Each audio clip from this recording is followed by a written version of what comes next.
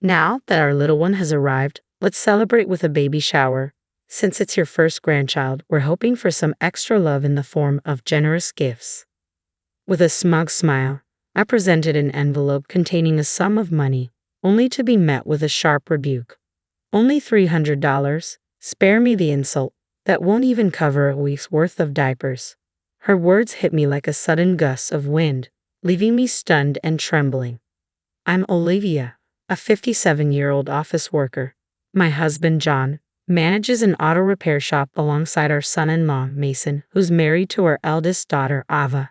They specialize in luxury cars, and business seems to be flourishing. With the luxury car dealerships clamoring for their services and the hefty repair and inspection fees rolling in, Mason frequently quips, "You've got the business acumen down pat. I could learn a thing or two from you and step up my game." Mason and Ava tied the knot half a decade ago. Originally an ordinary office worker, Mason harbored a deep passion for automobiles. He pursued his mechanic certification and apprenticed under John. Although we don't share a roof with our daughter and son-in-law, our paths cross almost daily now that Ava has taken on a role as a secretary at her husband's garage.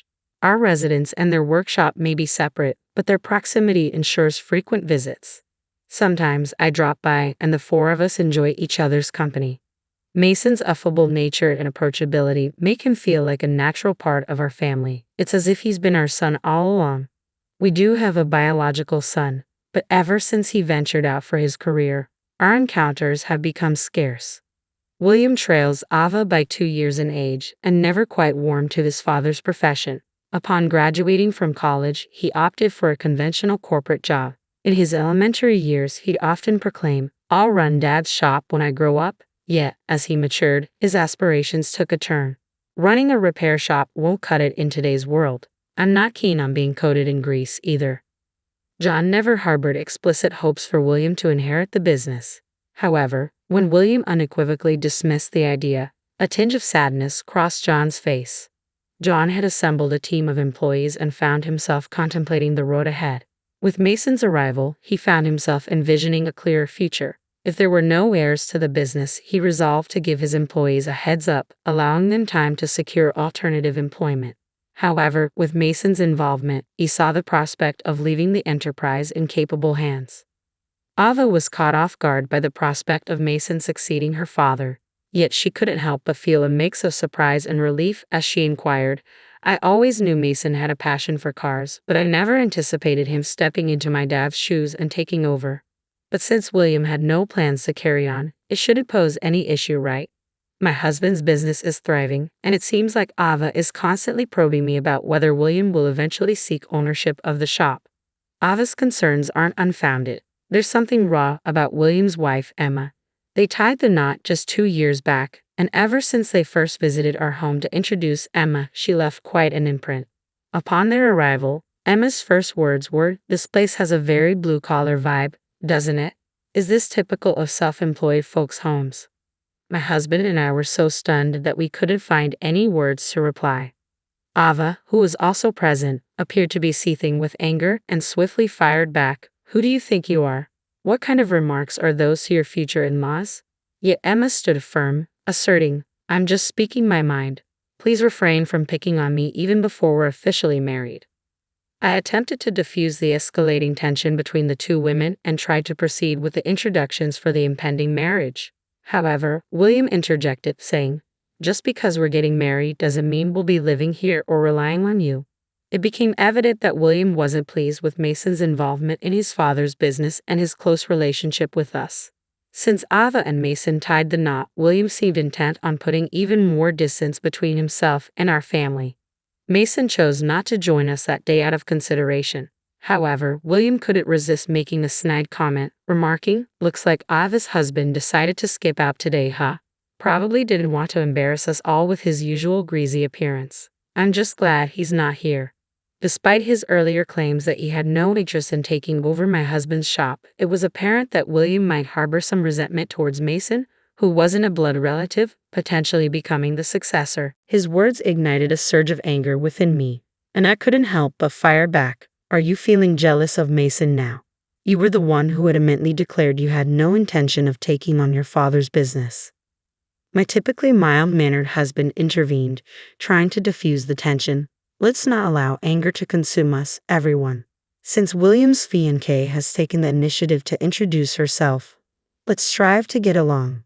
Despite my husband's attempt to maintain peace, I found it increasingly challenging to contain my frustration. Yet before I could say anything more, Emma interjected, I don't particularly care. I never had any intention of getting along with you anyway. She addressed us with an air of condescension, speaking down to us as if we were beneath her.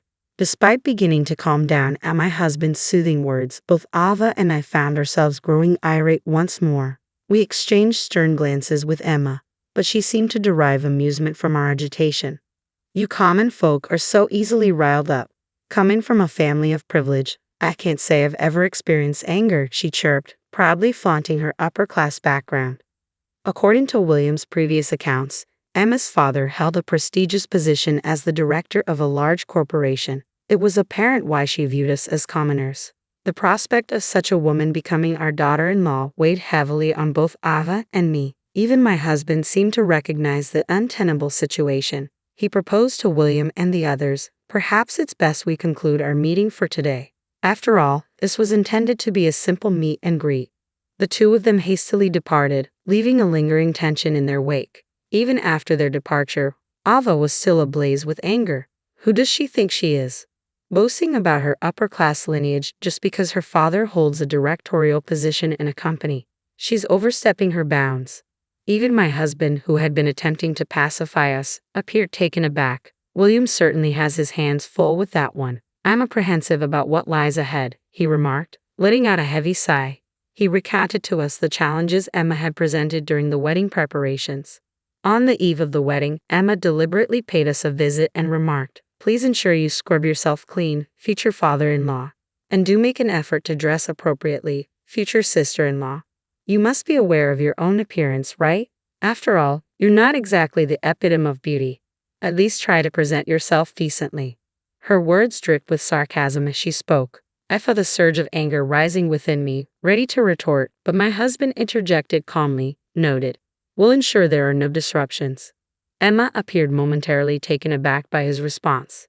It seemed she had anticipated a more heated reaction, but my husband's composed reply left her at a loss for words.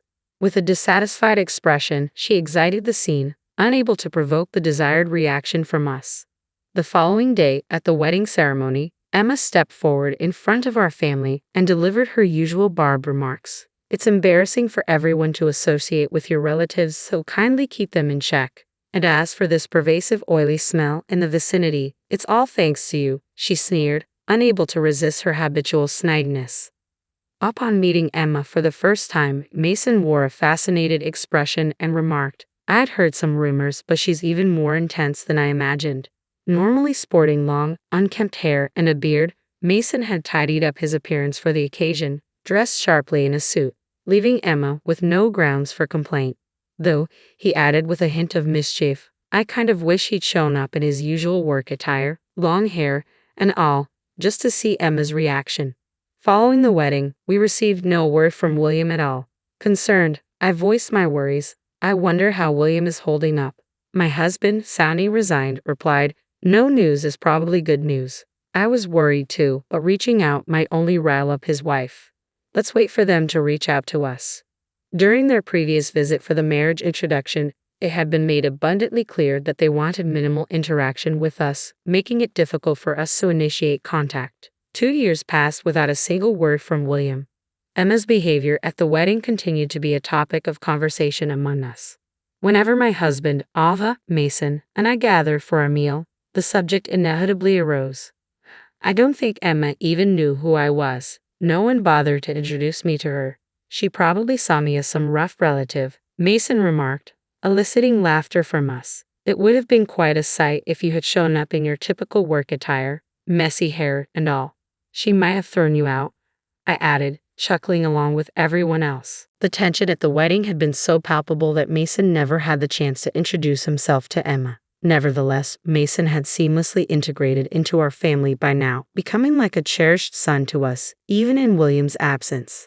Then, out of the blue, one day, heavy snowfall blanketed the area, causing chaos on the roads as cars became stranded everywhere.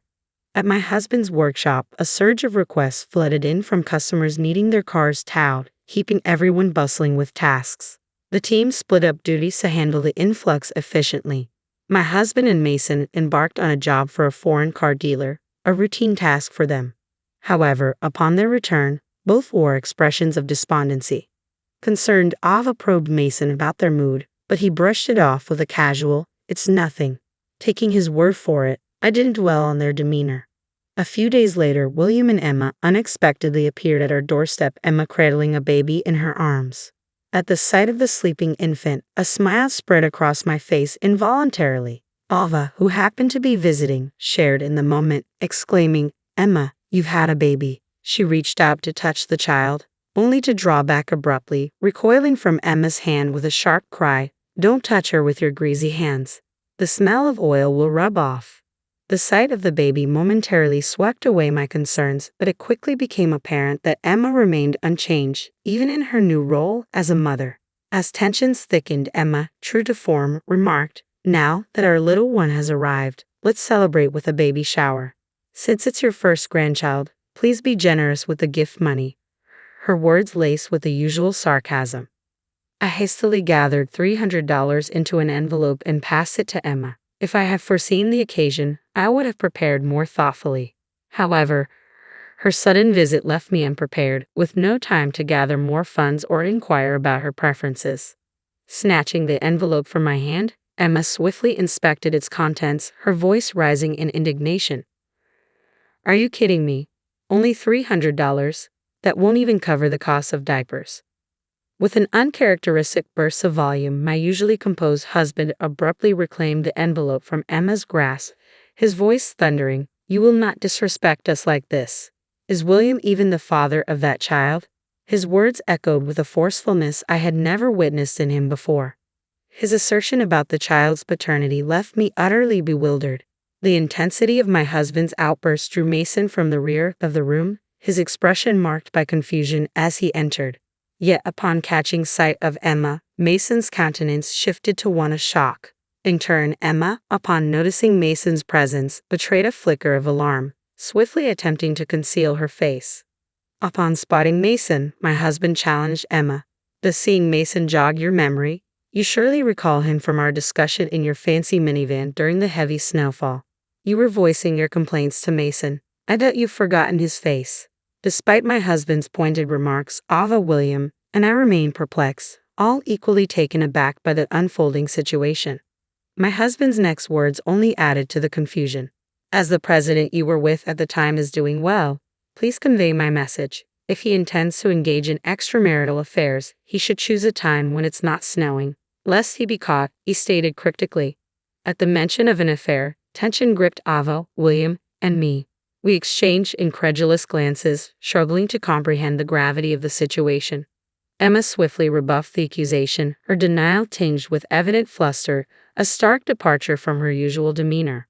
"What are you talking about? The heavy snow? An affair?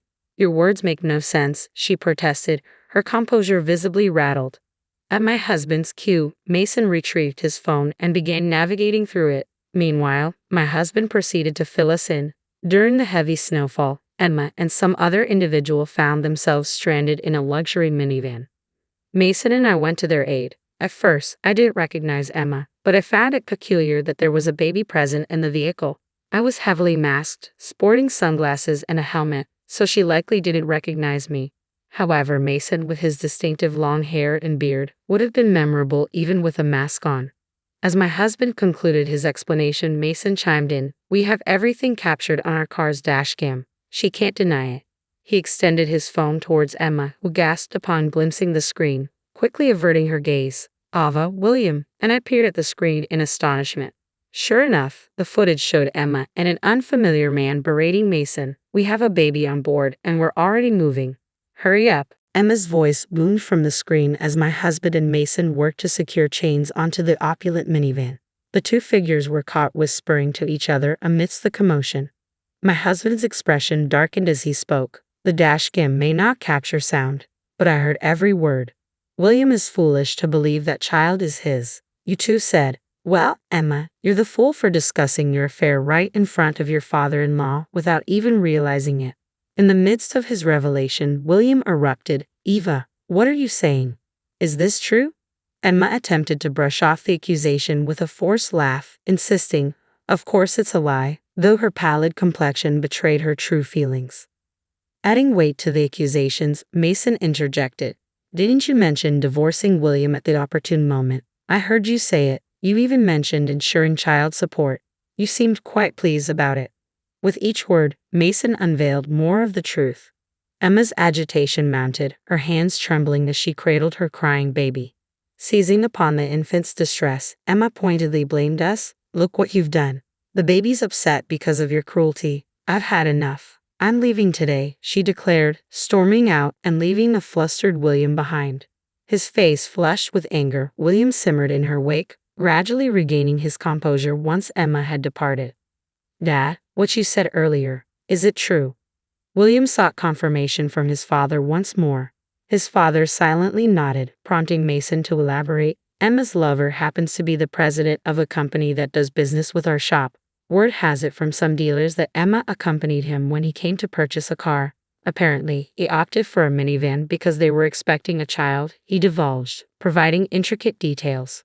Overwhelmed, William lowered his head into his hands, sinking to a crouched position. Later, a DNA test confirmed what had been suspected. The child was not William's. Promptly, William initiated divorce proceedings. Meanwhile, Emma, defiant in her demeanor, scorned the idea of marrying a commoner like William, exclaiming, that was my mistake. However, the DNA results unveiled another twist. The child's true father was not the president, but another man, further complicating matters. It appeared Emma had been involved with yet another individual, one who was already married. In the ensuing divorce proceedings, William sought compensation from Emma as well as from her two lovers.